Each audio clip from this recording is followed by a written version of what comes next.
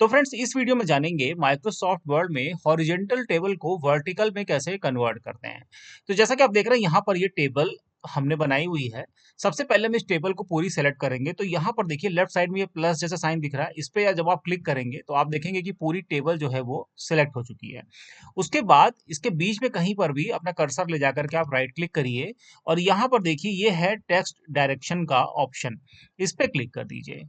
तो कुछ ऐसा विंडो ओपन होगा। अब यहाँ पर सबसे पहले आपको डायरेक्शन अपनी मतलब डिसाइड करनी है कि आप लेफ्ट मतलब वर्टिकल करना चाहते हैं या राइट वर्टिकल। तो मान लीजिए कि हम लेफ्ट वाला चाहते हैं, तो हमने इसको सेलेक्ट किया, तो ये कुछ ऐसा दिखाई पड़ेगा। उसके बाद यहाँ से ओके पे क्लिक कर दीजिए, तो आप देखेंगे कि आपकी टेबल जो है वो वर्टिकल तो हो गई, लेकिन अभी ये थोड़ा सा अच्छी से नहीं दिख रही, मतलब कि एकदम फिट नहीं है उसके हिसाब से, कॉलम या सेल के हिसाब से।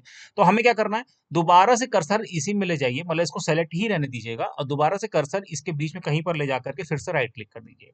उस इस बार हमको जाना है ऑटो फिट पे, ठीक है। और जब ऑटो फिट पे आप अपना कर्सर ले जाएंगे तो यहाँ पर देखिए ऑटो फिट टू कंटेंट पे हमें क्लिक करना है। जैसे आप इस पे क्लिक करेंगे आपकी टेबल देखिए वो प्रॉपर उसमें आ गई।